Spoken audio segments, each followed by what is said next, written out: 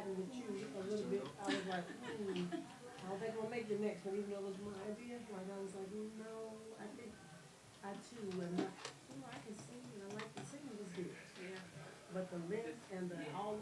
Just say what you're gonna say. The lines, just say it. Just say it so I can get over it.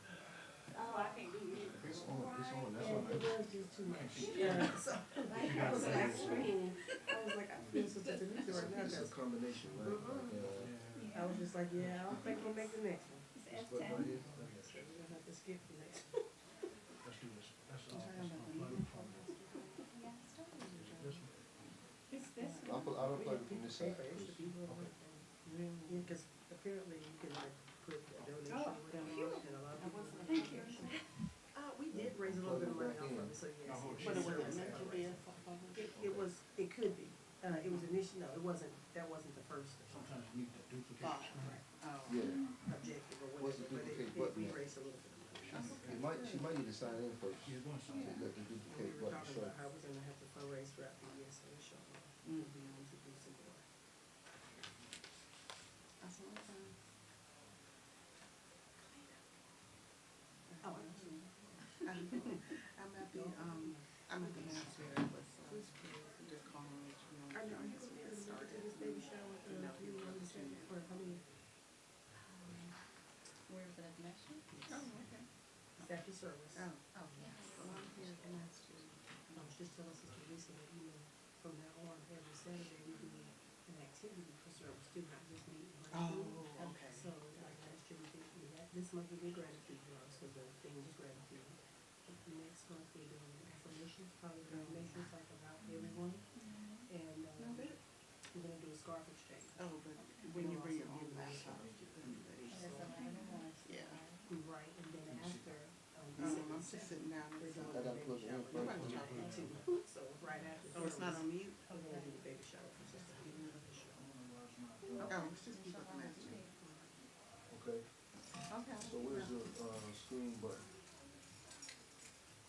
I don't know. People thinking about it, something that we can do, that we can ask to do that. I'm gonna reach out to the law firm for some messages.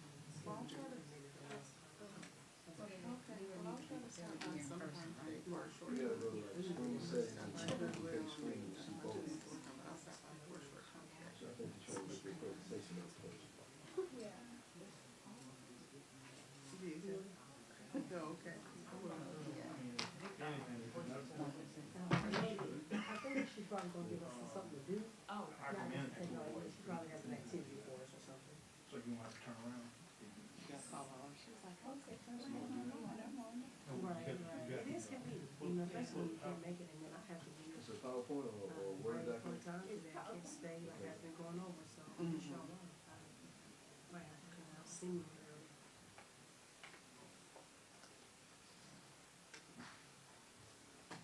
You probably don't see about free cash. I don't put it. Just look at your screen. I'm sorry. No, you're fine. So these hackers, they get in your stuff. We on They get in your stuff. you said hackers. Hackers, oh, yeah. Hackers, yes. Okay. It's happening Yeah. more and more. Because of math, I'm sorry. We on YouTube. Didn't wanna They want to sign in and stuff. Oh, yes, they do. Oh. Yes, they do. So they can make you see something. Maybe a charity. Well, those are some answers. Sorry. Your journal. Open signature. Yes, sir. You see it? Well, yeah, I just wanted to ask them to figure out how.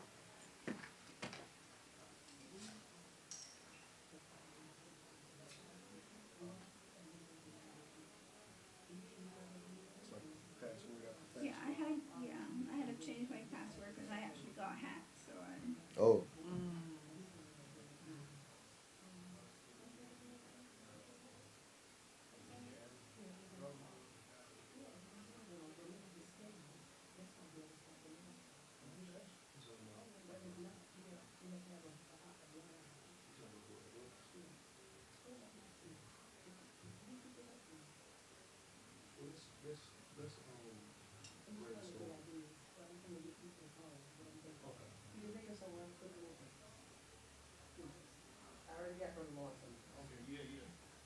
stuff like.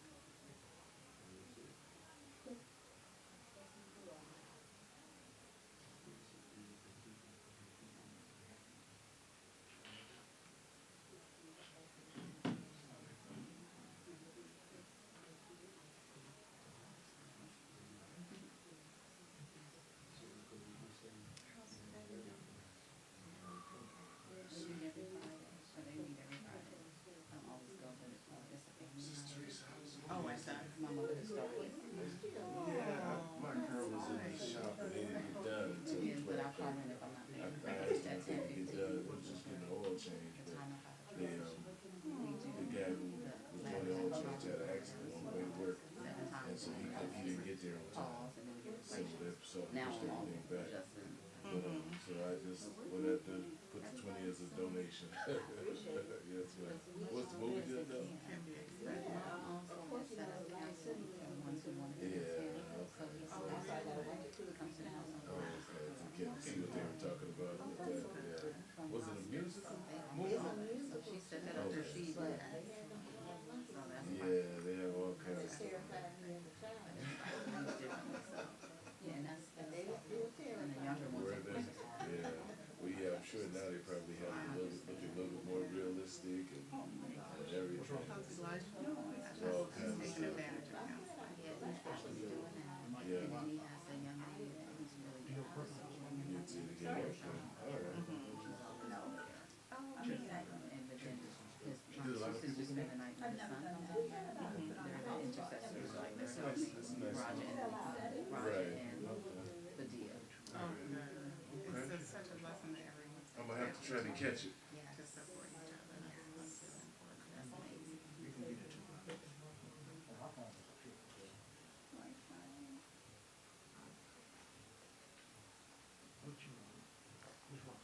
You should raise them. Combination. You'll have time. I used to know it too. Yeah, he told me he never knew.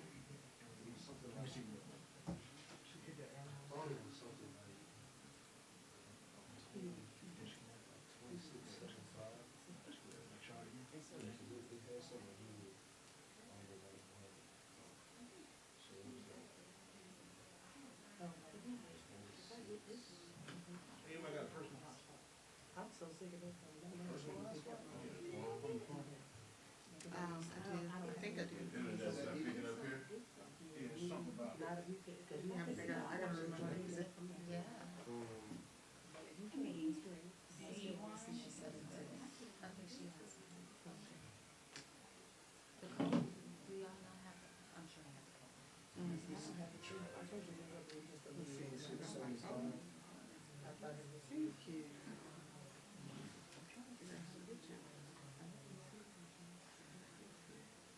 Oh, we got to make that one. So I can do that. We'll see. I hate it when it comes. Oh, that's how it is. 2675,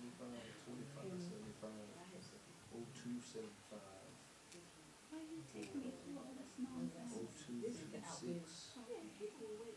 If you're trying to get something, listen, No, I don't know why it's doing this at all. you can say, but that's your highest. Did you get the hotspot? Did you get the hotspot you needed? No, TV. because it's already on the master Wi-Fi. Oh, so the wife? Really slow. The baby shower. You have a large TV, that's like water, hot water dispenser. No, I think my parents do. Is there? Because you can't use that. She'll let go. Don't worry, you're not there. She had one. I don't know. I'll go check. Some of my favorite goes at 3. Oh. At least the first 30. Mm-hmm.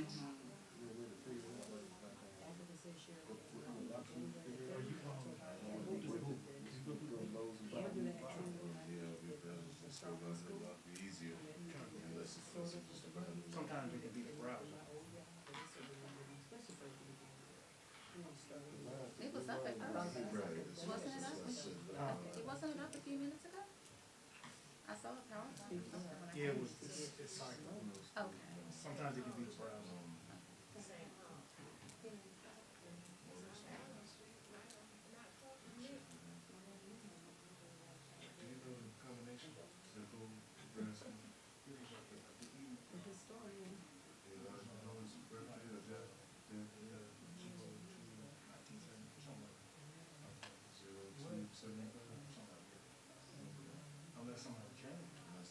How do you change it on here? That's what we had. 0275. How would one change it? I don't know.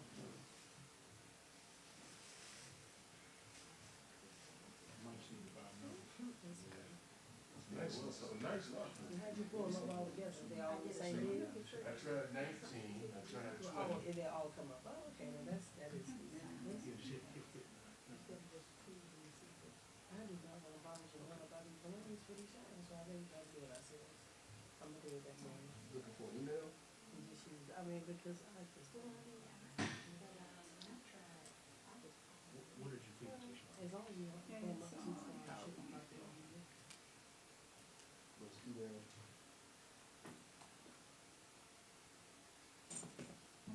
Good card.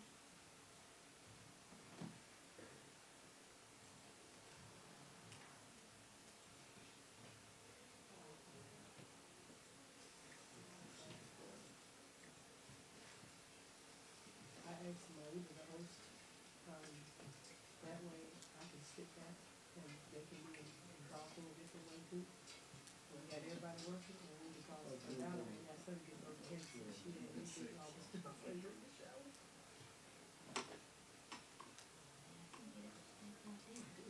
Good. All right, you need to work. Don't call me petty when I go and take one. Pull up PowerPoint. So what, come on, girl. Well, it don't get here. Well, I just, I have black. Got it? And I wanted this one too. She's in the.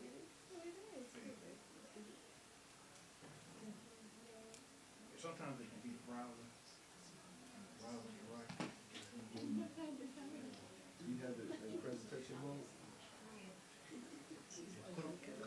Slideshow?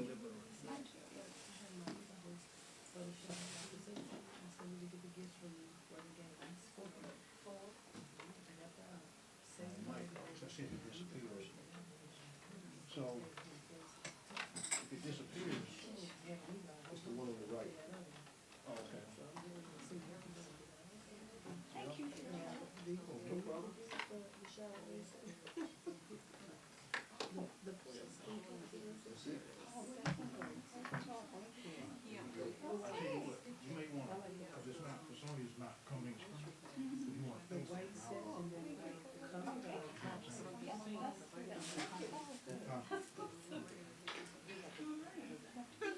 you want to sit.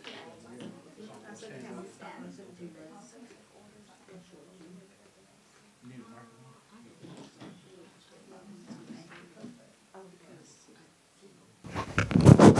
Assalamu alaikum.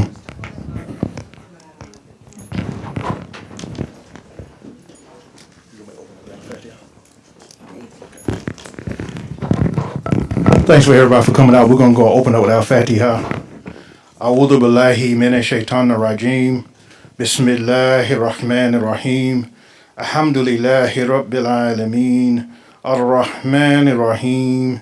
Maliki yawmiddin. Iyyaka na'budu wa iyyaka nasta'in.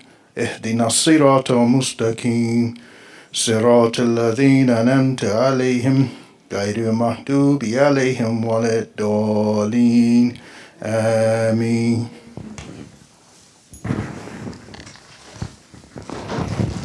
Assalamu alaikum. Thank you so much for your patience. I've had a whole lot of, issues with the computer today, but now it looks like everything is fine.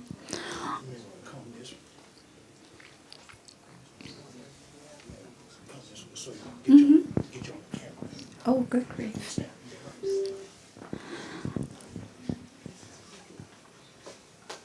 It's not straight. There we go. Thank you.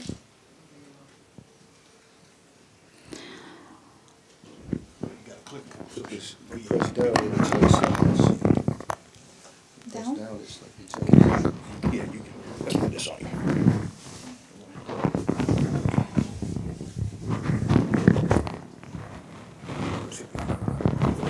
Yes. All right. Okay. Put down. All right. Okay, so I thank you all for being here today, and we start as always, Bismillah ar-Rahman ar-Rahim, with the name of Allah, the most gracious, the most merciful. All right, so today we are going to be talking about, and I say we because while this is a presentation, it's also a discussion. Okay? It's a discussion and it's exercises, and I am hoping that you will engage because this is something that will give you tools to be able to navigate some parts of life. All right? So this is navigating grief, embracing recovery, and cultivating resilience.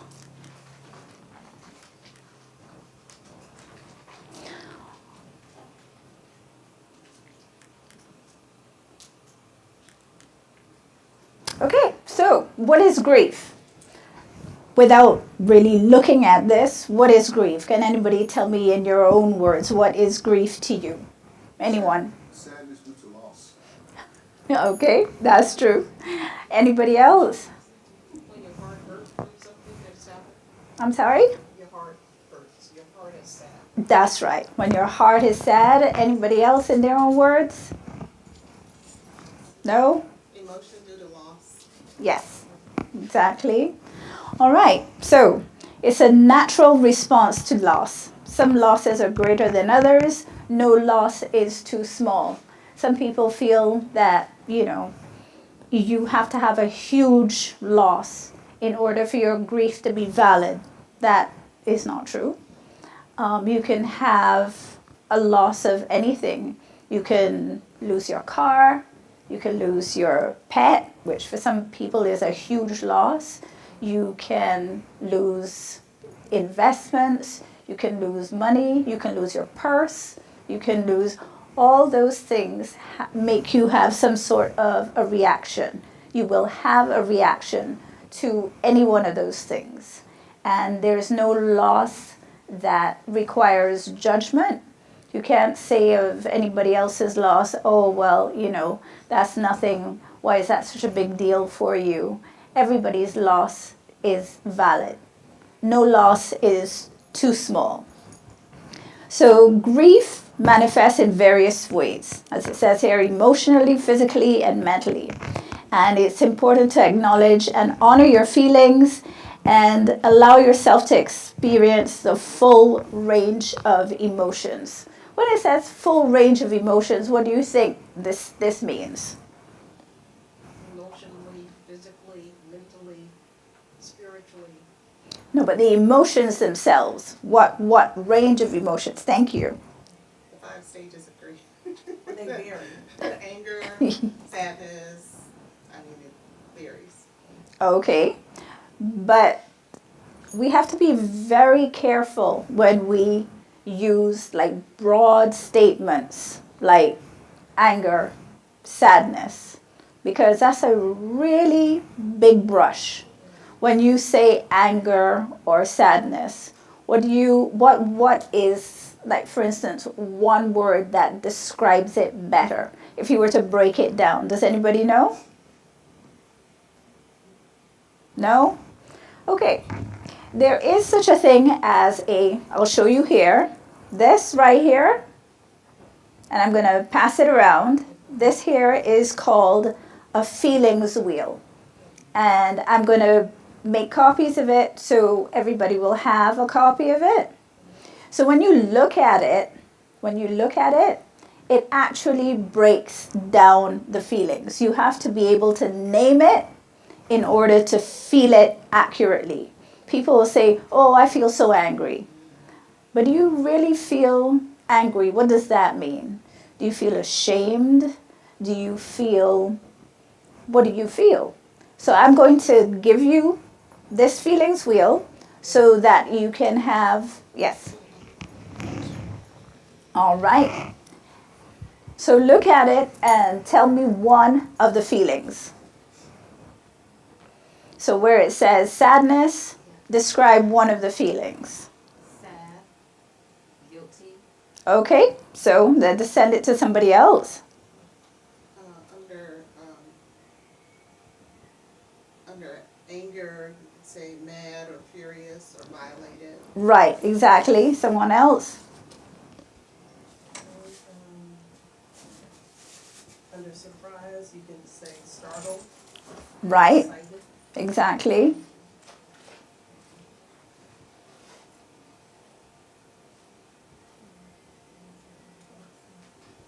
Under disgust, you can say disapproval or disappointed. Disapproval or disappointed, under disgust, yes. Under sad, you could be lonely or isolated.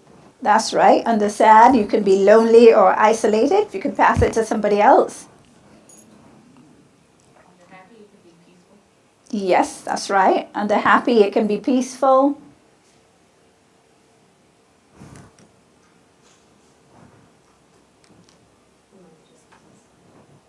Under discuss, it can be annoyance. Yes.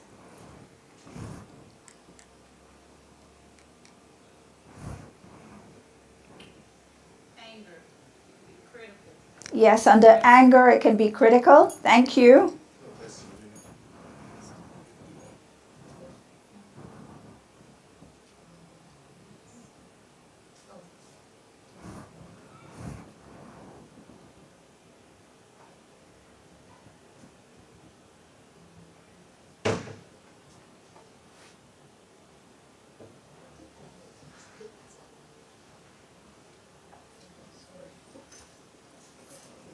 Any other feelings?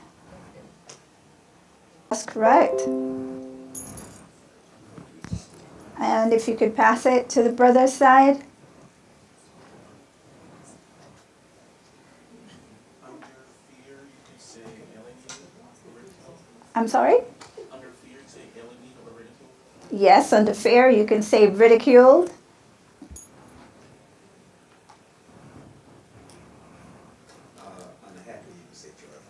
Under happy, you could say joyful. Under happy, you can say joyful. Under anger, you could say hostile. Under anger, you can say hostile. Yes, that's correct. One more.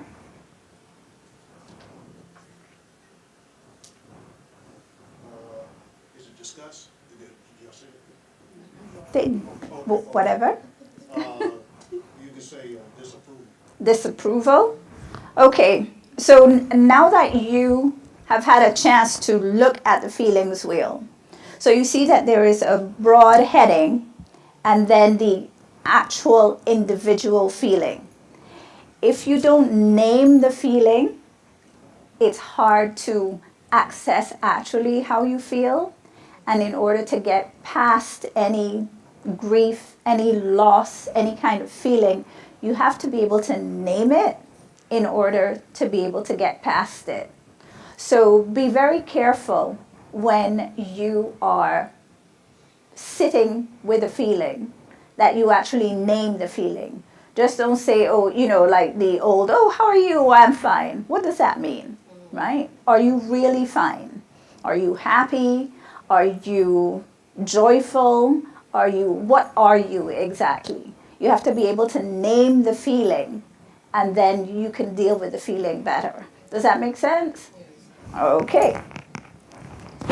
All right, so there are stages of grief, but they're not static. You can move from one stage to another and back again. I know a lot of people have seen on social media, in books, on television, in various ways. You've heard a lot of talk about stages of grief. And I'd like for you to think about it, because the stages of grief, well, there are stages of grief. Stages of grief are not like steps. You don't go from, feeling the loss to then anger to some other stage. It doesn't follow any kind of specific path. You can have the same feeling for quite a while, go on to another feeling, and then go back again, and then go to a completely different feeling, and then go back again. So it's something that will take time. and it's not static. So don't expect that you're going to follow the stages of grief as if you are following some sort of chart. It's not like that. It's not static. You're going to go back and forth. You'll feel grief. You will sometimes feel joyful. And in the joyfulness, when you do in fact feel joyful after a loss, you should be very careful about feeling any form of guilt. You're allowed joy. You know, you're allowed moments when you feel joy. You're allowed moments when you feel happiness, even though you've had some sort of a loss. You're not dishonoring. For instance, if you have lost a person, if the person has passed, you're not dishonoring the person by feeling joy. You're not dishonoring the person by having fun one day. Just remember that grief has stages, and you will go back and forth in the stages.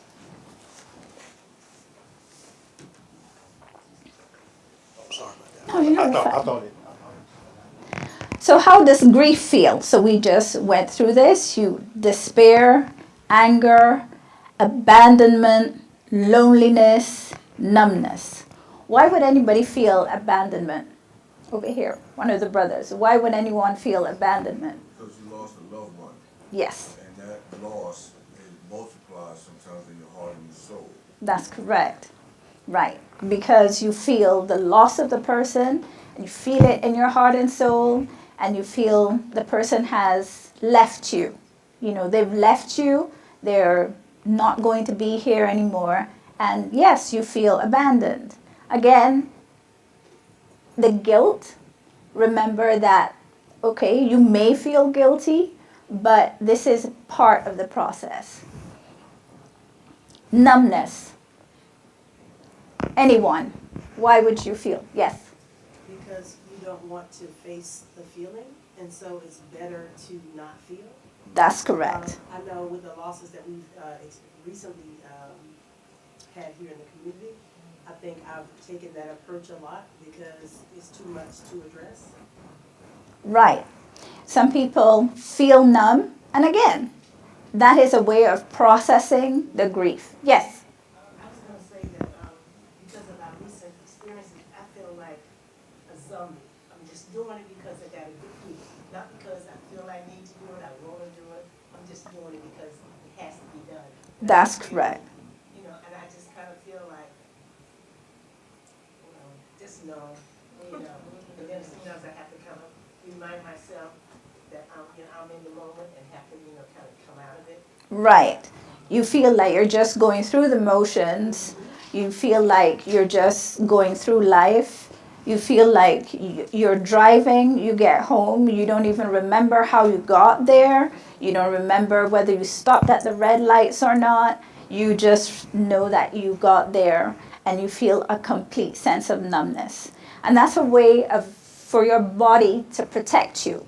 Your body is protecting you, your mind is protecting you. It's taking its time so that you can deal with the loss. Yes? I think that numbness, sometimes we may actually seek the numbness to avoid the pain of the grief. Yes. And it's like a gateway to, obviously, we know people who abuse alcohol and drugs, but people may abuse food, or they may try to sleep all the time, or do other things. There are other things people may do to create that numbness. That's correct. And some people seek the numbness. Some people don't want to feel because the feelings are too big. The feeling is too huge. You don't want to deal with it. You don't want to touch it. You don't want to process it because you also want to have some sense of control over the feeling. And you think that if you start to process the feeling, it's going to be too much for you. And some people seek that, as you said, rightly. Some people, there are some people who will drink alcohol. There are some others who will seek other substances. There are people who, again, will eat their feelings. They'll feel sad and they'll go and have 3 slices of pound cake and a piece of bean pie and the ice cream that goes with it. Exactly. Right. But that is a way of trying to deal with it. Again, knowing that you want to be mindful of how it is that your body is reacting. If you find yourself reaching for the 4th piece of pound cake, realize that, okay, maybe I need to stop and think about this a little bit. Why am I reaching for the 4th piece of pound cake?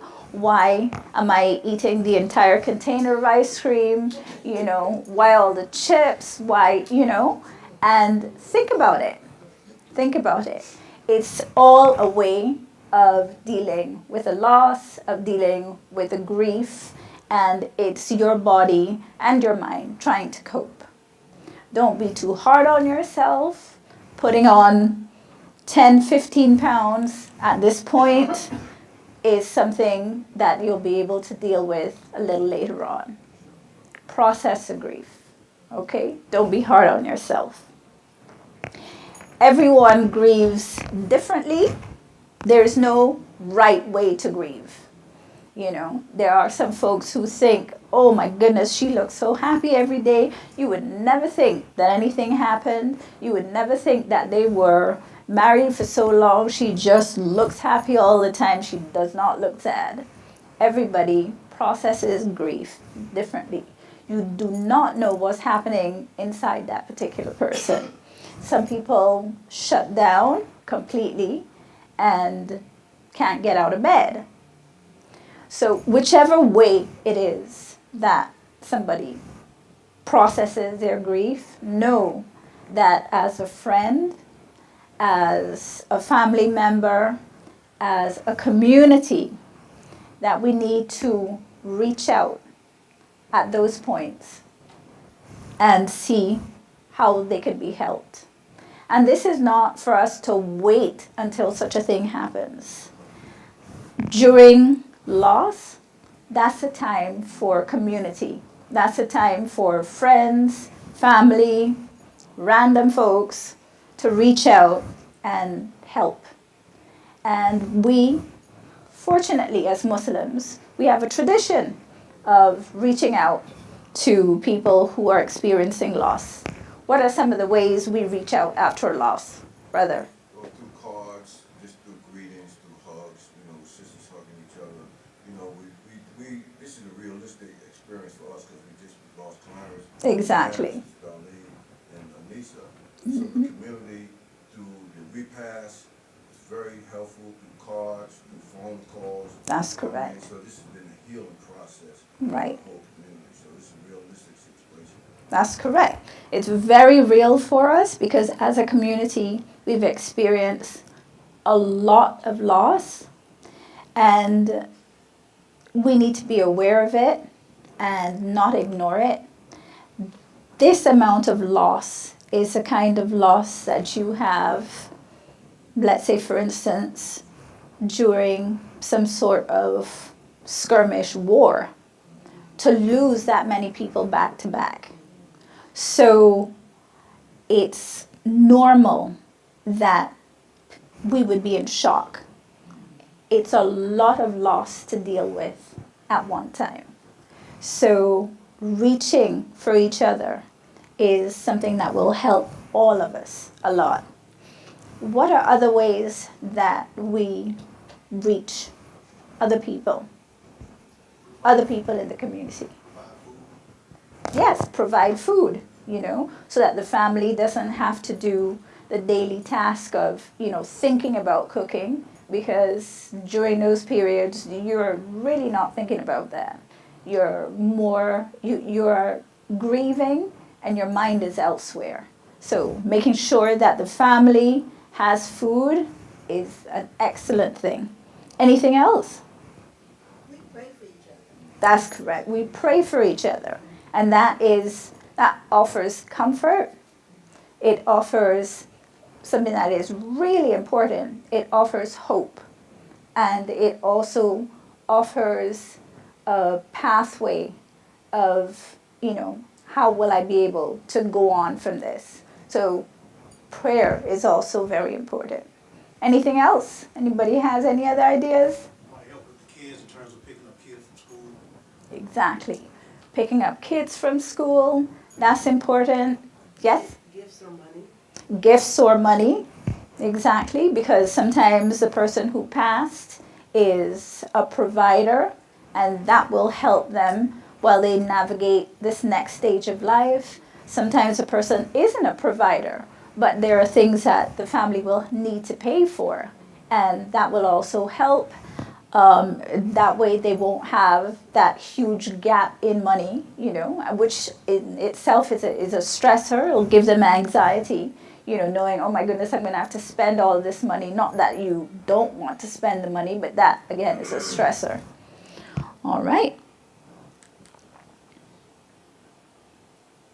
Take them out to, like a social event. Yes, a social event. Something like that. Right, a social event, a gathering, all of that is important.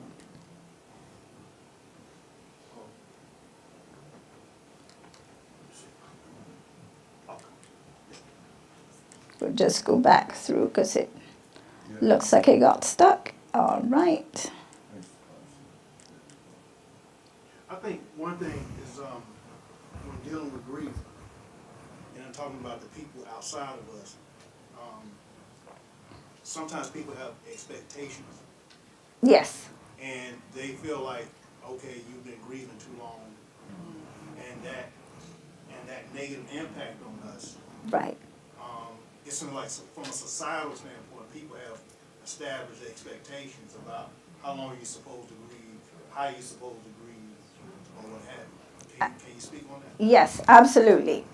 People, as you said, the society itself, you only have, 3 days off from work for, grieving. That's what they say. Bereavement leave, that's what it is, 3 days. 3 days isn't long enough to get over working 7 days a week, much less, a huge loss. 3 days is actually nothing. All right? What the time that it takes to deal with a grief, to even get past the grief, and I'm saying get past because you don't really kind of like get past the loss. There's no set time. People grieve for as long as it takes them. There's no timeline. There isn't. What we have to guard against is going into depression. What we have to guard against is isolation. What we have to guard against is dealing with it in a negative manner. In other words, acting out, behaving in a way that you never used to behave before, or reaching for substances that numb you in the moment, but in the long run don't help you at all. All right? There is no timeline. There's no timeline for grief. It takes you as long as it takes. Okay? And don't let anybody say to you, oh my goodness, don't talk to me about that again. I mean, it's been so long. It's been 2 years. You can get over it. No, not at all. Okay? And a lot of people who make those comments are people who themselves have not experienced grief. But when they experience it, it's like being pregnant. You don't really know what it's like until it happens to you, until you are. You really don't know. You have all kinds of theories, you have all kinds of, but until you experience it, you do not know. Yes? So to say, sometimes it's when the person hasn't really started to grieve themselves. Exactly. They want to put their grief in a box so they're Yes. comfortable when they see someone else still grieving. Exactly. It's a discomfort. Yes, And you're I can saying. say, with my sisters, we're all at different levels in our lives. I have younger ones and I have one older, I'm next to the oldest. But we get together every Friday. And Yes. we have this family night that my mother had started prior to my father. After my father returned to Allah. Yes. And so we all go around after we, say La ilaha illallah 7 times. We go around and we express our sentiments with our parents. And what I noticed is that for me, because I make my salats 5 times a day and have been doing it consistently for a year, Yes. is I grieve, but it's just a different level.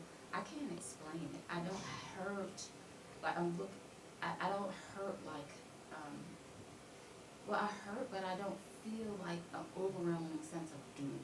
Okay. Because I continue to express to them that we're all gonna return to Allah.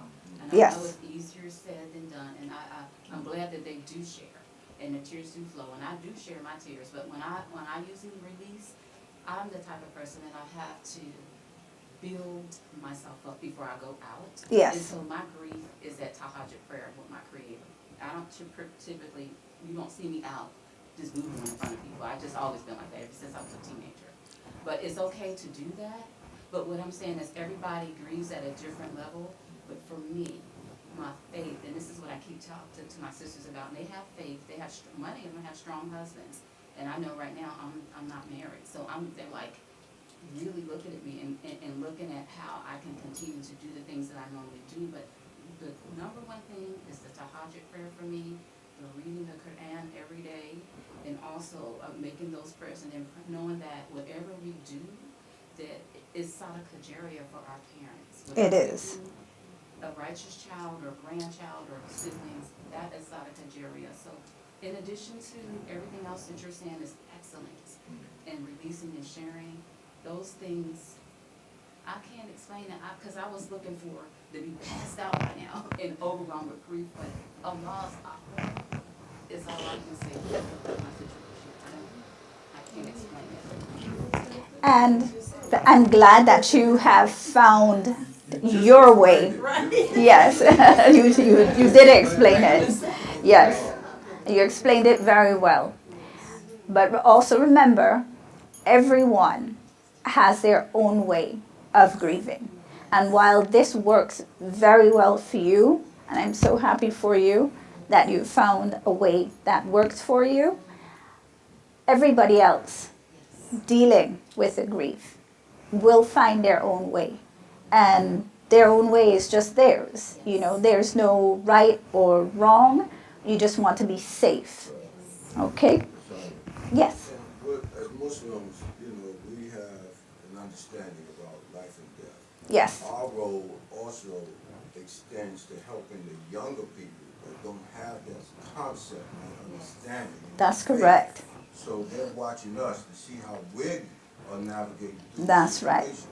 Because they see us in pain. Yes. But now, how do they deal with it? And so the fact that, we having a Friday evening, get-togethers, people are talking and, having these kind of outlets is healthy. Because Yes. one of the damn grandsons, Elijah, he took a shahadatain. Oh, So they come to alhamdulillah. prayer. And so, they learn from the experiences and seeing us, how we're dealing with it, and they're learning how to deal with death in a different way than I think they would normally. And that is excellent because as human beings, we don't think about it. We're animals just like other animals. And we only learn things by seeing them done. If you have never seen anyone navigate grief, then it's something that you're going to have to learn in other ways, right? So, as you said, they can see how it is. They are also grieving, but they can see what is being done.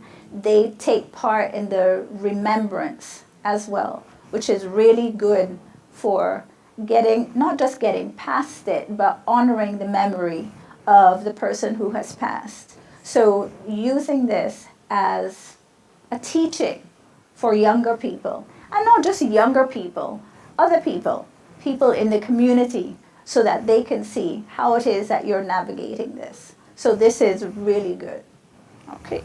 Before you move on to the next slide, maybe it makes me think sometimes about our extended families, people who are not Muslim, and you know, in the Christian church, Yes. you know, I've been to funerals where people are grabbing on caskets and just, you know, or they sing to get the grief out. Yes. And so then when they come to our janazas, they're surprised that it's so short, or they get the impression that we're not allowed to feel. Right. Because we don't have the singing, we don't have the wailing, we don't have we cry and we feel, Yes. but it doesn't look the same way as maybe what they experience. Exactly. And so I think being able to talk about it and to understand the difference and to know as Muslims, we are allowed to grieve. Yeah. That it may look different, Yes. but we are allowed to grieve. Right. And this, as you well said, it's also a teaching for people of other faiths. They don't see, as you said, if they go to a janazah, they don't see everything else that happened, right? They just see the janazah, but they don't see everything else. They don't see. Repast for us is important. Yes. And Imam Khalil did a magnificent job of Yes, he did. talking to the family before the janazah. Right. And educating them. Some days we would meet days before that. Right. And then we would invite them back. Every African American Muslim that passes, I get a call now from Yasin wanting us to talk to the family members of African American Oh, mashallah. because of the cultural compatibility. Right. They're not able to explain the process and how to, deal with the death of a Muslim. And let me tell you this, yesterday I got a call from a brother. His wife had passed, and her whole family was Christian. The funeral was yesterday. He called yesterday, the funeral, I said, well, how long you been in Charlotte? 3 years. What masjid you attend? I never attended no masjid here. He wanted people to come and have a janazah at a Christian church. Yesterday, I said, I don't even know who you are. I said, you didn't give us enough time to process none of this. And so here it is, you talking about your family member, your wife has passed, and you don't have no kind of vehicle in place to give her the proper burial that you would want her to have. That's so unfortunate. It's very unfortunate. Yeah. Yes. Yesterday morning. And it's unfortunate because I find that this masjid in particular, does a really good job of reaching out. So, the fact that the person didn't take action previously She's gonna have a to Christian come. funeral. That's what's Yeah. unfortunate. She's Yes. gonna be buried as a Christian. She was Muslim, but he had no affiliation with no masjid. Her family insisted on her having a Christian burial. He has the final say. He has the final say on He has no support system at all. So where is he gonna go at the last hour? You see what I'm saying? No, I told him, I said, you have to maybe call some of the other masjid and get support. Right. They don't know you. You haven't established no relationships with nobody. That's so unfortunate. And so, we say that the husband may have the final right, but when you're dealing with Christians and you're dealing with death, you're dealing with an emotion that's hard to control. Yes. So you gotta have somebody that can help, reason with them and say, listen, this person needs to be buried as a Muslim. And we've done that in the past. Imam Khalil's done that in the past, and so some of the other imams that we have. Yes. But in that situation, it's different. That was very difficult. Well, we had that before. Yes. Because, what's the big brother, I forgot his name. But Jihad. What's his name? Jihad. Jihad, brother Jihad. And I know he wanted Muslim, but his family, cremated his body. Oh. Wow. They cremated his body. Kareem too. And I know Jihad, I know, but we gotta have our stuff in order. We need to have a will, everything, especially, and we say it over and over again, but Yes. these things happen over and over again. Ibn just said Kareem, Bashir's father, had the same situation. Is that right? Yeah, we were there. And that, again, things like this, it's a reminder. It's a reminder that we have to have our affairs in order. And affairs include having some sort of will that says how it is that you want to be buried.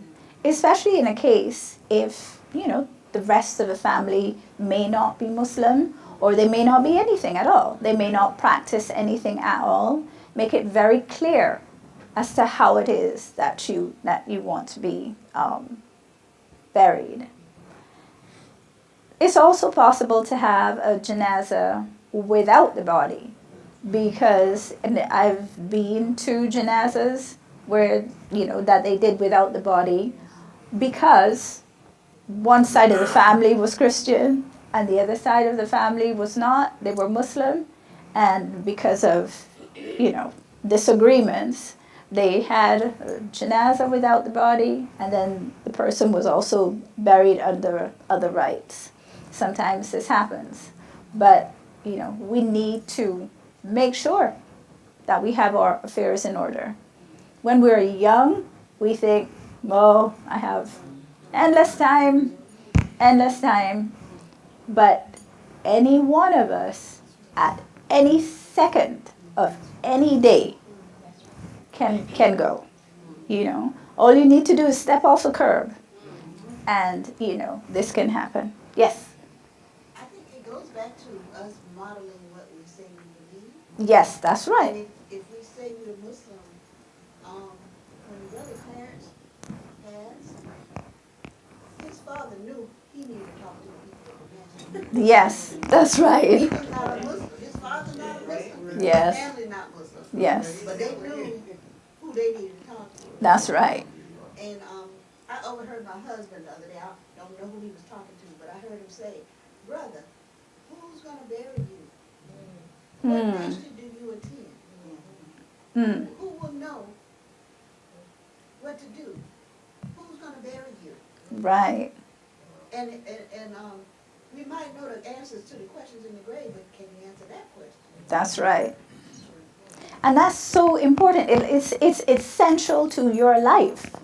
As a living, breathing person right now, today, this is essential to your life. This is essential to how you want to go. You don't want, for instance, to end up in a jar on somebody's mantle. You don't want that. For a nightmare I used to have when I was much younger, I don't know why, that, I would end up on the mantle somewhere and I would get knocked over and sucked up in a vacuum cleaner. I mean, just the idea is so awful. It's really bad. So you need to write that down, and that for me was a reminder to write it down. Make sure, even though, there are Muslims around me, in my family, you still need to make sure that you have things written down, because you never know what will happen in life. There have been cases of Muslim families becoming something else. So make sure that you have things written down. Yes? Okay.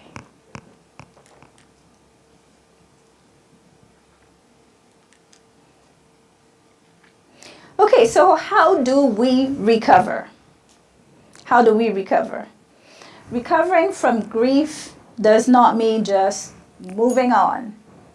Even if you have processed the grief, it doesn't mean you just forget the person. You don't behave as if the person never existed. That is not a preferred way to handle your grief. If somebody was here, they existed, you loved them, you liked them even, whatever your relationship was, you don't move on by ignoring their existence. And that goes for any person.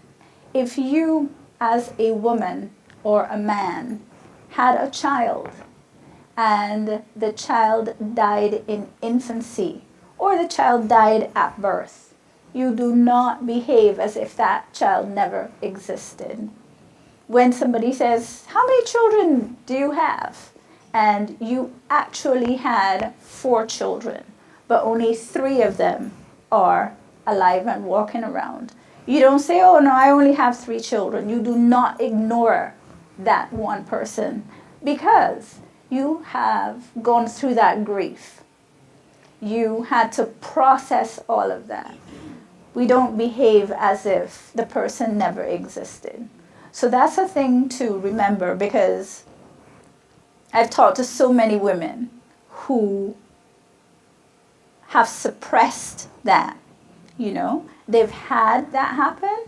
They've had an early death of their child, and they treat it as if this never happened, or as if this person never existed. Yes? That's a part of avoiding, because I know when I lost my daughter last year, I would count her, always do, but my husband, I noticed that he doesn't. Ah. So I'm like, okay, I realized with him, it's because they're gonna ask questions about it, and now you have to go into the, well, what happened, and all of this, and you just don't wanna deal with it, you don't wanna keep reliving that over and over again. I used to get upset with him about it, but then I realized this is his way of just like, hey, I don't wanna deal with that right now.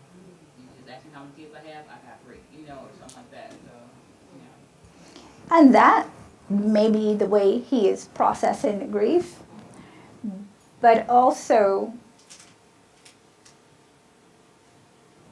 you, as the other person, do not want to ignore the fact that this person lived. Okay? And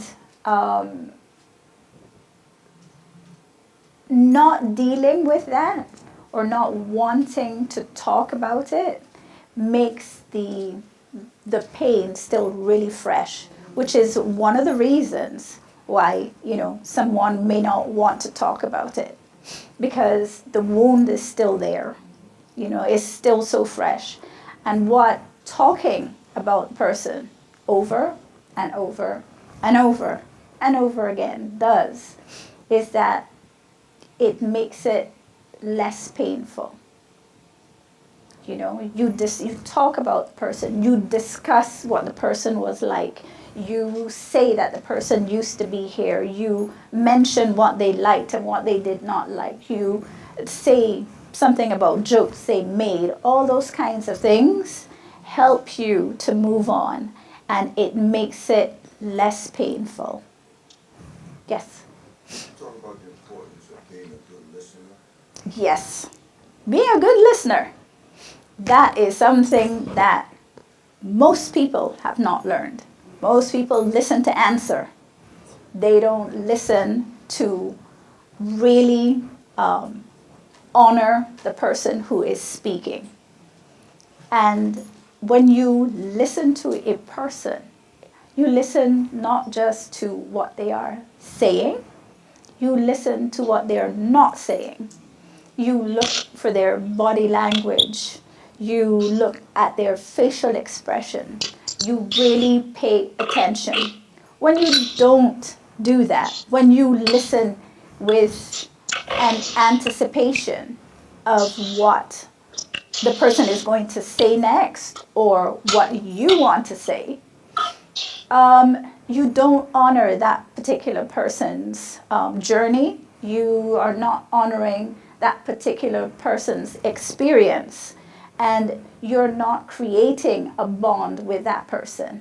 When you're listening to them as if you're just waiting for a chance to jump into the conversation and, say something, you're not helping them. And it also does not help to talk about an experience of yours that is similar to the experience that the person is having or has had, because then you make it about you when it's about them.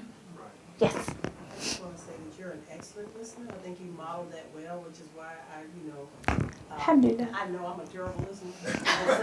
No, and I'm not the only one. I'm just being honest. But the reason I just wanted to say, in every, knowing you over the years, every time I've had a conversation with you, I just think, and this is off topic, but I just wanted to say that to you. I think you're an excellent listener, and you model that skill very, very well. That's all. Alhamdulillah. So yes, listening is so important. Listen, and not just to other adults, to children as well, especially children, because we have to model for them what listening really is. Sometimes children have a problem, but they're going to talk about 11 different things before they get to whatever it is, you know? Or they'll tell you some absolutely fantastic story that goes all over the place, and then they will come to whatever it is that they want to say. Listening to them carefully and paying attention to the child's body language, paying attention to whether or not they look anxious, really listening to them. Because sometimes, especially with children, they don't have the words to express what it is that they need to say. Sometimes they're in distress, but they don't have the words. And in listening to the entire story, once you've listened and listened carefully, then it might come to your awareness that, okay, something is wrong. Let me investigate a little further. Let me see what's happening in this child's surroundings. Let me see, because then you get to know exactly what is happening. If you just listen with half an ear, you won't get any of that.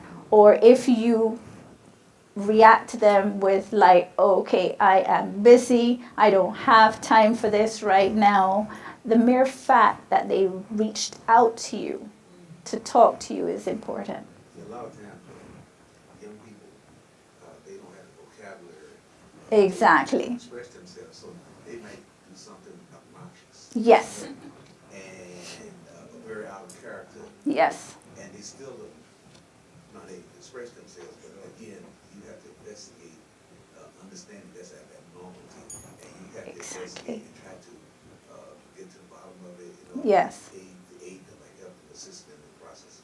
Right, that's exactly right. Which is why the feelings wheel for everyone is a good idea. Because a lot of us as children were exactly like that. We didn't have the words and we never learned the words. You know, we've read the words in stories, but we don't put the words to our own feelings. We may be able to write a story and give this person these feelings, but we don't attach the feelings to what we're going through. You need to be specific about how it is you're feeling. Yes. Yeah, the kids don't care how much you know until they know how much you care. Yes, exactly. Yes. Yes. Yeah, and you have to build trust in them. Yes. Because in our culture before, it was like, girl, boy, shut up, hush. You see what I mean? Mm-hmm. You know, Be seen, not heard. right. You say that, what is it, Aisha? Be seen, not heard. Right. So that's the culture. Yes. So we have to break those cultural barriers. That's correct. Understand that, wait a minute, this kid is feeling something, you know, so you have to build that trust in them. Exactly. You have to build the trust. And also, and it's a reminder to myself as well as everybody else, that, you know, our parents, grandparents, etc., in dealing with their children in that kind of a way, really it was a matter of survival. You know, they did not have the time because they worked too hard. They did not have the capacity sometimes because of the trauma that they themselves were experiencing on a day-to-day basis. So even though they may, if the circumstances had been different, they may have been able to say, okay, you know, let me see how this child is feeling. Living in a world that is constantly against you in the most violent manner, it is difficult to give ear to, you know, what may seem at that point to be a little trivial, which it isn't. But, you know, living in that kind of an atmosphere makes those kinds of things difficult. Yeah, it's very interesting because I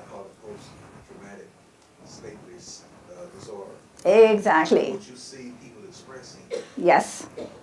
if you don't understand the argument of what happened, Yes. they've never been able to address these traumatic experiences that are passed from generation to generation.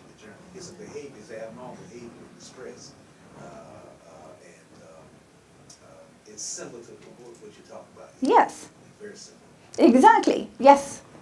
I have a low tolerance with children that act up, Yes. but I can remember that if we went in the grocery store and mama said, don't touch anything, or she would say, hold on to my purse, like, don't go wandering off. Mm-hmm. And you think that that's because, she's being mean or whatever. And then as an adult, if I go in the store and I see someone tasting the grapes or squeezing the fruit or whatever. And you feel it. I feel it because my mother wasn't doing that just to keep me from doing that.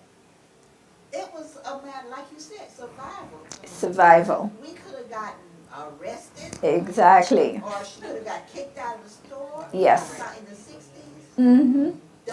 A little color girl couldn't go in there and eat a grape. That's right.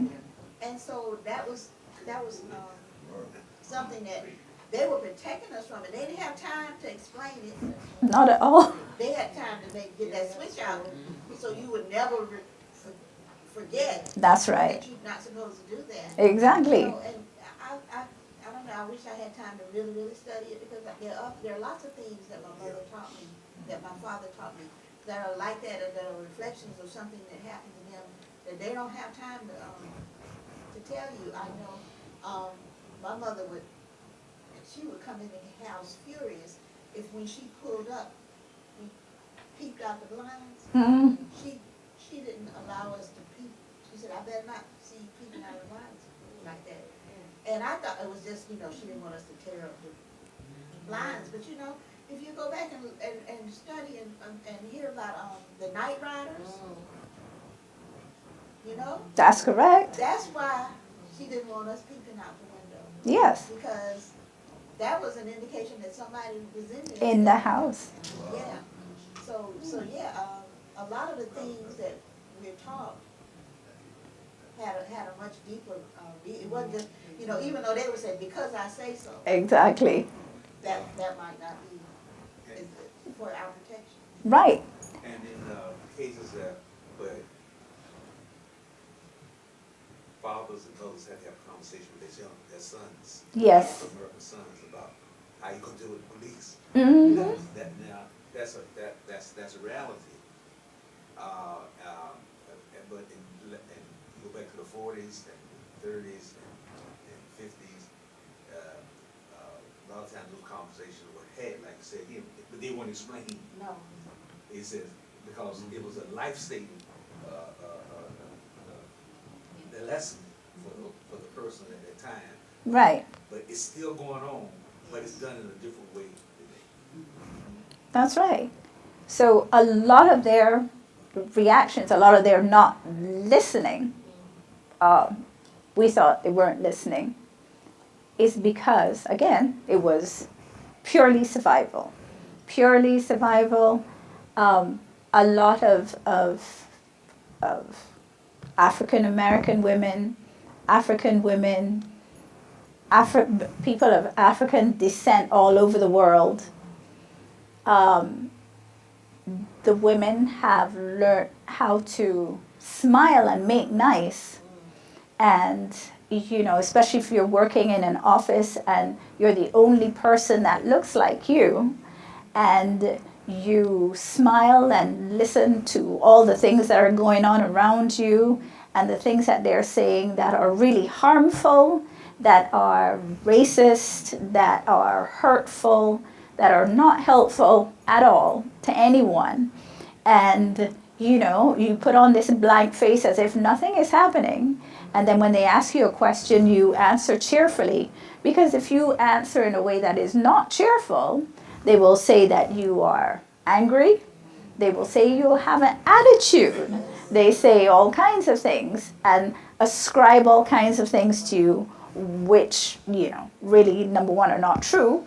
And number two, their reaction to their behavior, which really and truly you should be able to react appropriately.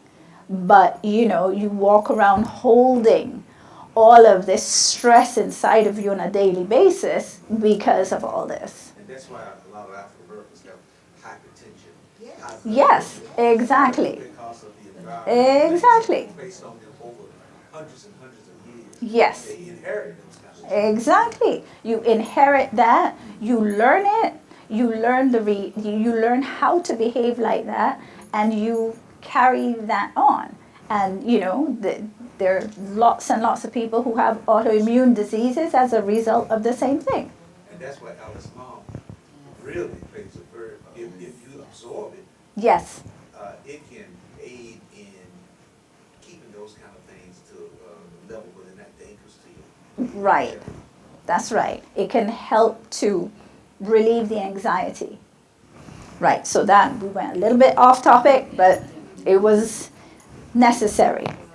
Okay, so, I'm I sorry? was gonna say, he said, Islam, but also the fact that a lot of senses are spacious. And children, as you were just talking about, they cannot discern. They're in situations that they cannot get out of. But in order for you to be even a good listener, you have to know yourself, and you have to know when the environment is safe, or, you know, when you're in a situation that is fair, and when you're in a situation that people are using integrity. As opposed to people just, you know, doing things that are counterproductive. So That's we right. need to move to another environment, because that's one of the things Allah says, He's gonna ask us in the grave. Was not my earth spacious? So again, applying Islam in any situation as an adult can help you avoid some of those stress factors. That's correct. That's very true. All right, so recovery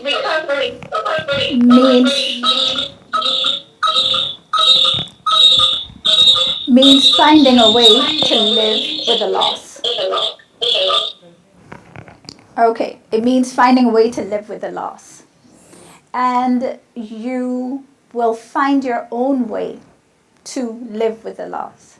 Living with the loss does not mean that you live with pain. Living with the loss means that you've come to terms with the fact that the person, for instance, may have passed, or that you have accepted whatever the loss is.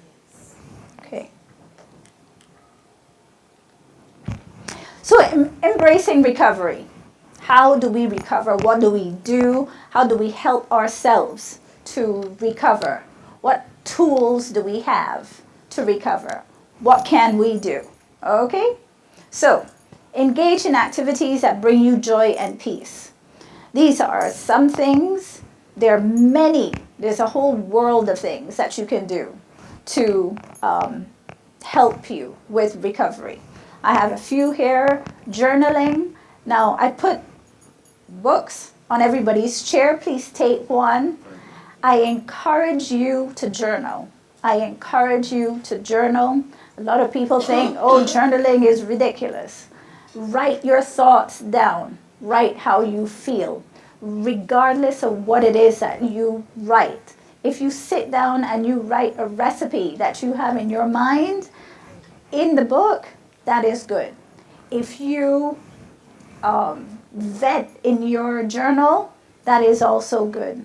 Write how it is that you feel, because it helps you to process.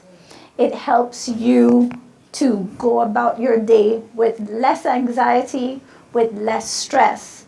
And also, once you've journaled, and you've journaled for a while, and you go back in your journal, you can a lot of the time see how much you've grown. You know, you can see what you've learned from your journaling. And you can also see what you've not learned. Because any lesson that you don't learn comes back. And it will come back, and come back, and come back. And this also applies to grief. Any lesson that you don't learn about grieving will come back. And each time that it comes back differently and a little more strongly, because you didn't learn it the first time. So journaling helps a lot with this. All right? I encourage you to journal. Walking, exercising, doing any kind of craft, drawing, walking. It has been found that walking outdoors in nature, especially somewhere that has lots of trees, is actually hugely beneficial to human beings. First of all, you get a whole lot more oxygen because the trees absorb your carbon dioxide. You get a whole lot more oxygen from the trees. And in places like, for instance, Japan, there's not a movement, but there is something that they do called forest walking, right? And they walk in the forest and absorb nature. And once you've done that, you feel a lot better. Forest bathing, it's called. So walk outdoors. If somebody is stressing you out, if the grief feels like it's too much, go outside. Don't go outside and walk on the highway where all the cars are going up and down. That's not going to help you, right? Find somewhere in your neighborhood where there are trees, where it's quiet, where you can look up at the trees, where you can look at the sky. Do that. And I guarantee you, you will feel better. Well, on that subject, you know, as I reflect back, people in the north would send their sons and daughters to the south. That's right. Especially in the summertime. Right. And to be with grandmother and grandpa or whatever, and so Excuse me. that the greenery, the tree, and it really, it's true, because see, cement environment is like cement mentality. That is beautiful. So natural environment makes you get back to your nature. Yes. Feeds environmentally to your psyche, and then they would do that because they be out of order and helpful, and a lot of times they help them get back in order, go back into the environment again, and try. If you don't mind, I'm going to write that down. Cement environment makes for a cement mentality. That's really good. Yeah, it did, and it definitely does. I know from my own childhood and the childhoods of many people that I grew up with, your parents, grandparents, elders made you go outside, and you couldn't come back in. They made you go outside, and you were just out. And now looking at the society today, you can't do that. But we were out, and we'd be roaming all over the place and drinking water from all sorts of doubtful sources and eating all kinds of things and, yeah, finding all sorts of things to do and deciding, making actual decisions as to where we were going to go and who we were going to visit. And we were just out there wild. But it was a healthy thing, but also it was safe then. Yes, ma'am. Rocking chairs on the porch. That is fantastic. You know, sitting down outside, rocking the rocking chair, you know, thinking your own thoughts, watching other people. And that's another thing that is really important for community. You know, having those porches, sitting down outside. One of the things that is unfortunately missing today is that we don't have those folks sitting down outside watching people and watching what is happening. We have to have Ring cameras and all kinds of stuff, where before somebody would have seen something, or they would have told, and you would probably be mad that somebody told on you, but you were going to be safe, and you were not going to do that behavior again because so-and-so told your mother long before you got home. In the Yes. Charlotte Airport, you notice the rocking chairs? Yeah. Yes. Well, that started in the beginning. It started there, and everybody started rocking in those chairs, and it was such a great experience. But then, there's rocket chairs all over airports, all over the United States now. Yeah. But they weren't before that time, but people liked it, and you go to another airport, you see those rocket chairs. Yes. That came from right here. Oh, really? Yeah, you see them all over. And it is important. And again, for things like grief, having someone on whose porch you could sit down and just talk, or being able to reach out to somebody and go to their house and sit and talk. Most people nowadays, their thing is, don't come over unless you call. Don't just drop by like that. I gotta know. Text me. I gotta know that you're coming before you come. And okay, so people have things to do, but people always had things to do. You have to be accessible, especially us as a community. We need to be accessible. We need to know that if I have a problem, I can reach out to Sister Lorraine and say, such and such is happening. I need to talk to you, and know that it's a safe space. We need to be those kinds of people, because that alleviates grief, that helps us with our grief, that helps us process grief, and that gives us a community to be able to stand with. This is really important. Yes, it helps you to heal. Practice self-compassion. Don't rush yourself. Don't try to rush yourself through grief. Don't try to say, okay, I've been grieving for too long, this is enough, I'm not even going to bother with this anymore. No. Feel it. Cry in the shower. Cry when you need to. If you happen to be at work and you feel the sorrow, go in the bathroom and cry. Have a good cry. And then come back and do whatever it is that you need to do.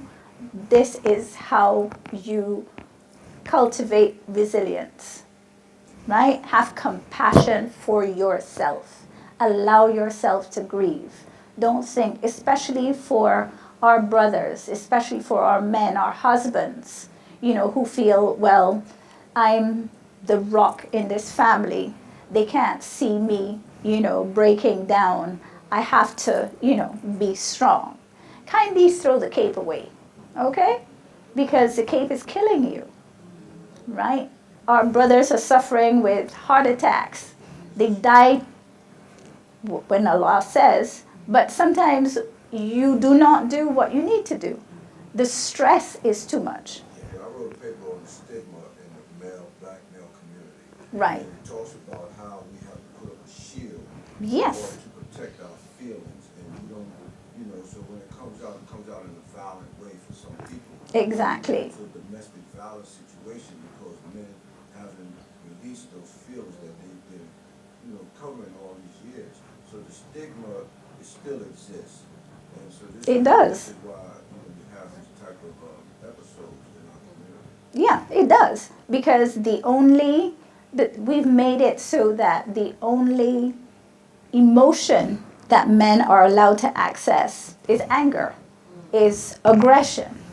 And that's so unfair for them because, as you said, in the feelings wheel, there are so many emotions. And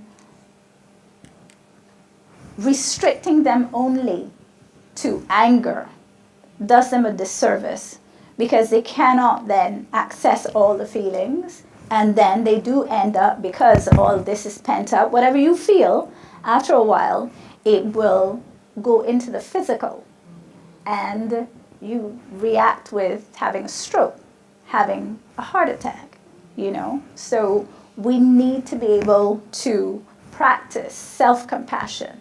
Have compassion for the men.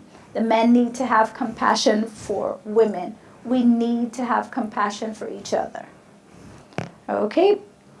Be patient with yourself as you go through the tough times. We were just talking about that. And build a routine. Set small goals. Celebrate your progress. Build a routine. Journal. Make sure you make your salah. Go outside and walk. whatever your routine is. If you decide, at 4 o'clock in the morning, I'm going to get up and have some coffee before everybody wakes up and bothers me. Whatever your routine is, whatever your goal is, make that a part of your routine to give yourself some peace. Okay? Celebrate your progress. And when it says celebrate your progress doesn't mean that you've done something huge. If you actually managed to wake up at 4:30 and have your coffee and have some time to yourself in peace without anybody bothering you, celebrate that. You got that done today. If you did nothing else, you did that. And go forward feeling, okay, I achieved that. Once you consistently achieve something, it encourages your mind to achieve other things. Little things become big things. Okay? So, celebrate your progress. Coping strategies. Again, allow yourself to grieve. Take care of your physical health. Sometimes what you think is part of your grief is not. Sometimes it is that there's something going on with your body and you think it's part of the grieving process and it isn't. Maybe you actually are suffering from clinical depression and you need to go see somebody and have some help with that. Sometimes people have high blood pressure and you feel anxious, you feel tightness, you feel exhausted, you have no energy, and you're thinking it's part of the grief. It is not. You have high blood pressure. All sorts of things can be happening. Take care of your physical health. And when it says take care of your physical health, do the things that you can do. Drink water. A lot of people say, oh, I don't like water. No, like water. Drink water. You're supposed to drink water. The juice, drink a little bit of juice, but that's mostly sugar, right? Drink water. That's what we're supposed to drink. You have never seen a squirrel drink Coke. I drink water. You have to drink water, okay? It is important for your body. Your body is made up mostly of water, not liquid, water. So you have to put the water back into your body. Make sure you drink water, okay? Make sure you get some form of exercise. It's been found if you do 15 minutes of walking, it makes a huge difference to your health. If you do not want to go outside and walk around your kitchen table, walk around inside your house, time yourself 15 minutes inside your house, walk from room to room, time yourself 15 minutes. I guarantee you will feel different. 15 minutes every day. And when you've managed 15 minutes every day, then do it twice a day. And do that. Okay? Do it inside the house. Do it outside in the yard. It's better if you do it outside, but if you cannot or don't want to do it outside, you don't want to figure out, oh my goodness, what am I going to put on? Do I have sweats? Do I have this? Never mind. Whatever, you wear your bathrobe, walk 15 minutes inside the house. Just walk, okay? It's important. Also, try as much as you can not to eat food that is processed, overly processed, food that is not processed by you, okay? If you're eating chips, Cheetos, meals that come off the shelf, all that sort of thing, you are getting a whole lot of things in your body that don't belong in it. You're getting a bunch of chemicals. They've found that people today, when you bury them, their bodies do not decompose the way bodies used to decompose in the early 1900s. It takes much longer. Why? Because we have a whole bunch of preservatives in our bodies. So it takes us much longer to decompose. When coroners come to look at bodies in houses, when the person has died for whatever reason and nobody found them, if that person had been found in the 1900s, they would have been skeletal remains. Nowadays, you still find the person, okay? Do not try as much as you can not to eat food that is processed. When you're buying your vegetables, try and find the freshest sources for your vegetables. A lot of places, you'll notice there are a lot of places that say things like, you'll see it on the news. I don't know, lettuce recalled because of E. coli. Well, no, I'm not even talking about that part of it. You know, vegetables recalled because of E. coli, various kinds of vegetables. How does a vegetable get E. coli? That is not normal. There's no way. You get that from, you know, animals. Yes, ma'am. I just want to say, I'm surprised at the number of people that don't think they need to wash their lettuce, because that's how you get E. coli. Exactly. With lettuce all the time. A lot of people don't wash their vegetables, and I'm just like, you don't wash your vegetable?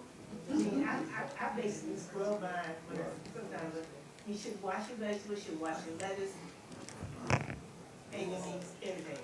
You just don't take it from the grocery store to the oven or whatever. That's right now, it's E. coli with the carrots, so I don't know if everyone has seen that. But you have to wash the vegetables, you must. Okay, I'm not quite sure what's happening with this. Press it on the computer.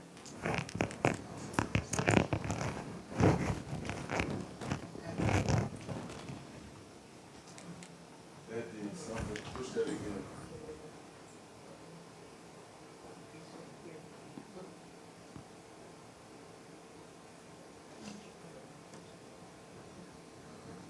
Okay.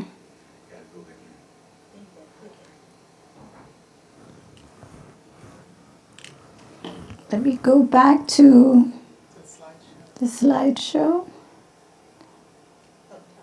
Whoops. Up top, where it says slideshow. I can't even see. Click that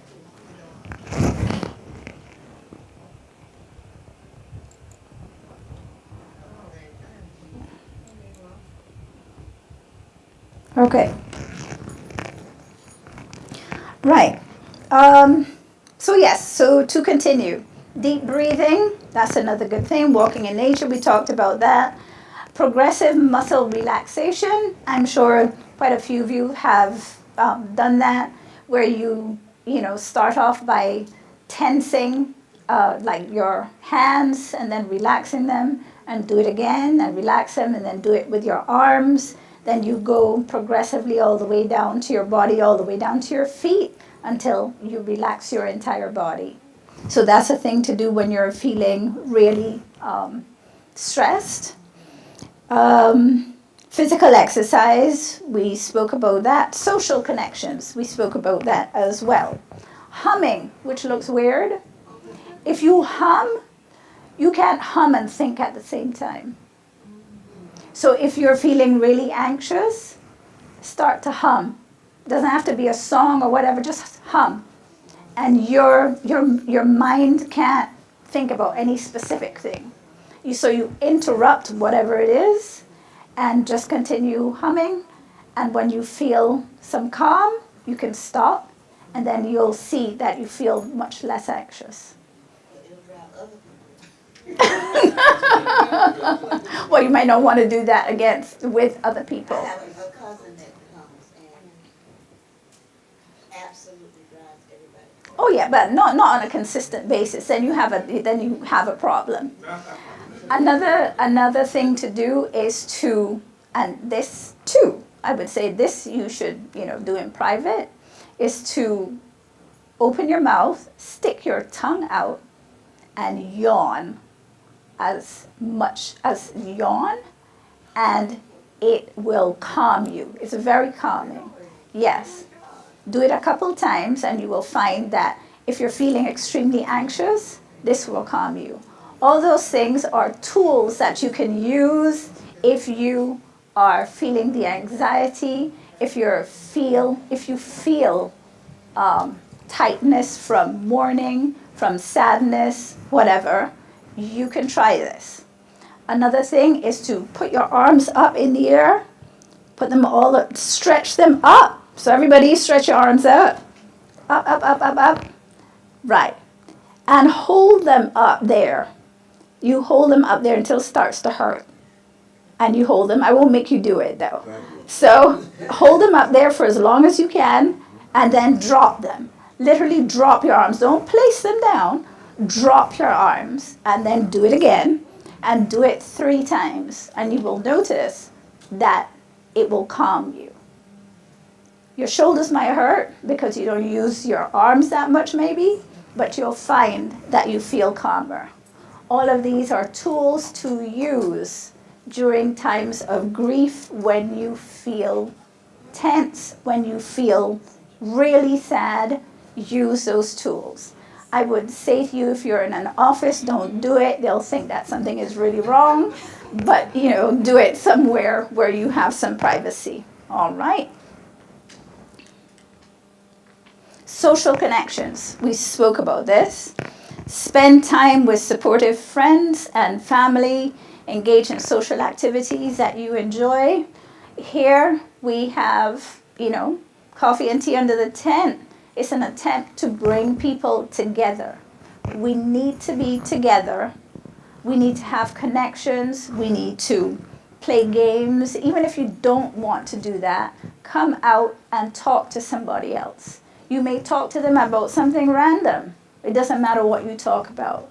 The social connection is very important. Isolation is one thing that kills people. Okay? Social connection is very important. Social connection makes people live longer. All right? People who, like for instance, nuns who live in a convent tend to live longer than other populations because they are in community, people to talk to, a whole bunch of people. Okay? So we need to be in community. All right? We need to come and see each other, and not just to talk, but to check up on each other, to exchange, whatever it is that we want to exchange. It is important. Okay? It's important for life. It can help reduce feelings of isolation and anxiety. Gather to share stories and memories of the deceased person. Whoever it is that passed was here. They have a legacy. They left a legacy. They did things. They were here. We remember them. They are here as they're still here through their legacy. They're not to be forgotten. If you have deceased parents, aunts, uncles, cousins, whoever it is, there is something that they did that still exists. There's something that they left that still exists. They're worthy of being talked about. Okay? They don't just disappear into thin air. There are a lot of people, one second, I'll be right with you.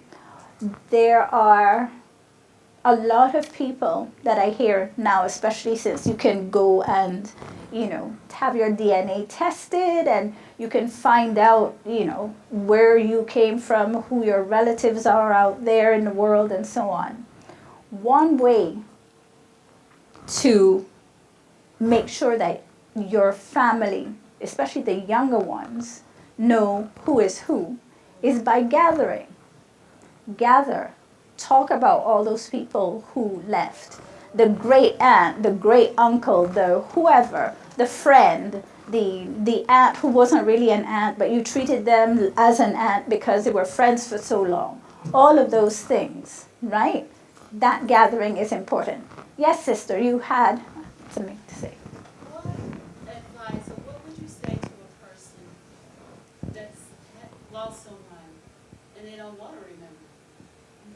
Or would you say that is a step or process of their grieving? As I said, everything is individual. If they don't want to remember them, or at least if that is what they have said, right? I would just leave them with it. Because if they don't want to remember and they don't want to discuss it, that is where they are in their journey. Okay? However it is, whatever relationship they had with a person, however it is that they're processing that, that is where they are.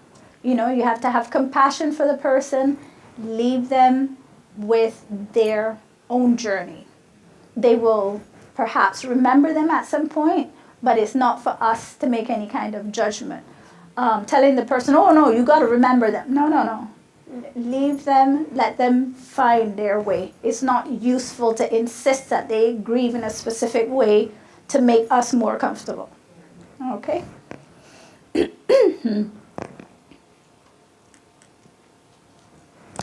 You will find a path to healing and growth. Grief, recovery, and resilience are a journey. And you'll need time, patience, and compassion. Time, lots and lots of patience and compassion. Compassion for the people who have lost someone. Compassion for yourself as a friend who is willing to listen to this, to whatever it is that they need to talk about for 875 times. Compassion, okay? Remember that you are not alone in this journey. All of us will experience loss of some sort in this life. Each and every one of us, nobody will escape this. Okay? And there is support available to help you through it. And that, alhamdulillah, is the end of this. I thank you so much. Alhamdulillah. Alhamdulillah. Thank you. Yes. What are some free or low-cost sources of support or therapy in Charlotte? I actually have a handout. I have to copy it, but I have a handout here, and it says exactly this: free and low-cost resources in Charlotte, North Carolina. So I'm going to copy this, and so that you can have, you may copy, thank you. And there are excellent resources out there. Some are completely free, some are very low cost, and some are you pay on a grading scale. So if you can show that your income is low, then they will, they'll adjust whatever payment to suit or not charge you at all. All right. Okay. And I have one thing to give out. This is suicide warning for youth and adults. It is the emergency number. I'm going to give this out because it is very useful to have just as a resource or as a handout to anyone. Thank you so much. Yes, ma'am. Sister Sahadia, this was on Zoom, right? So, I have no idea. I don't know. I don't think so. It's recorded on the net, on our network. okay. So whoever missed it. Okay, inshallah. Assalamu alaikum. I want to thank Society for that beautiful presentation. Alhamdulillah.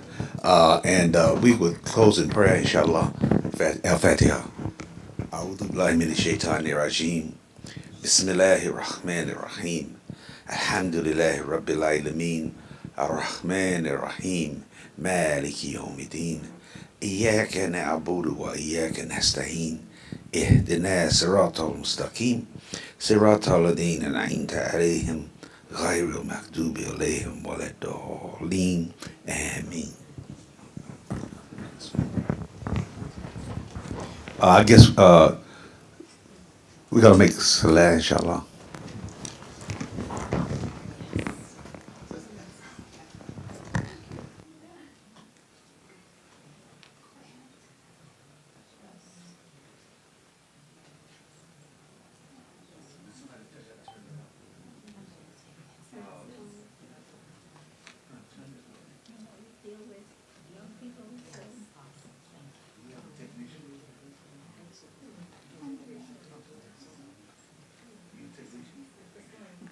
I can turn this off.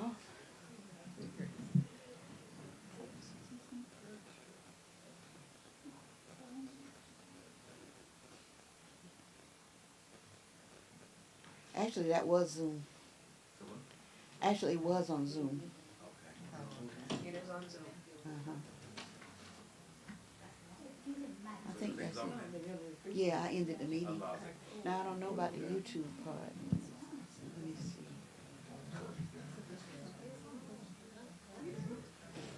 Yes, sir. Yes, sir.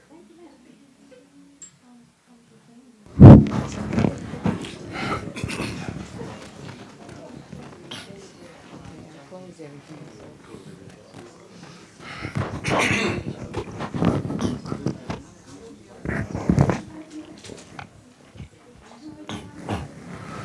Allahu Akbar, Allahu Akbar, Allahu Akbar,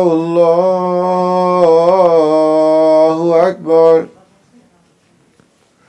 Ashhadu an la ilaha illallah. Ashhadu an la ilaha illallah. أشهد أن محمدا رسول الله أشهد أن محمدا رسول الله حي على الصلاة حي على الصلاة حي على الفلاح حي على الفلاح الله أكبر الله أكبر لا إله إلا الله. I'm sorry, 253 is kind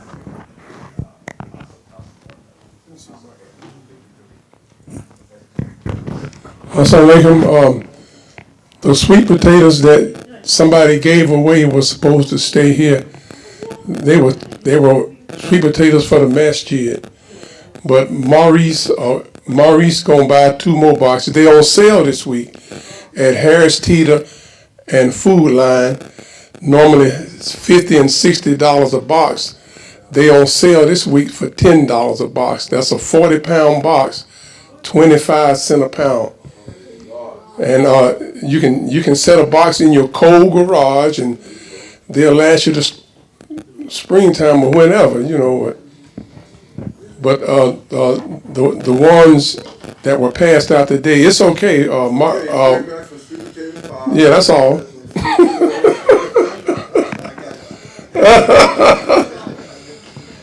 But yeah, so these are North Carolina grown sweet potatoes, and Food Line. $10 a bush. No, it's a box, a 40-pound box. They on sale 25 cents a pound this week. Yeah. Well, get your box. Take a friend a box. You know.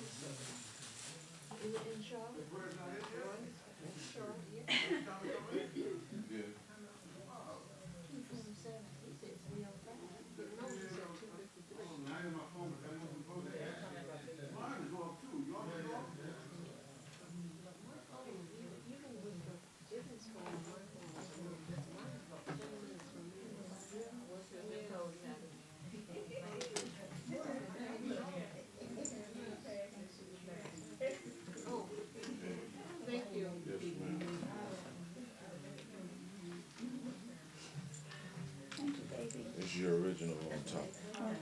Okay. Thank you. You did a great job. Thank you. Alhamdulillah, that was beautiful. Okay. Thank you. Let me close this up. Close all this off.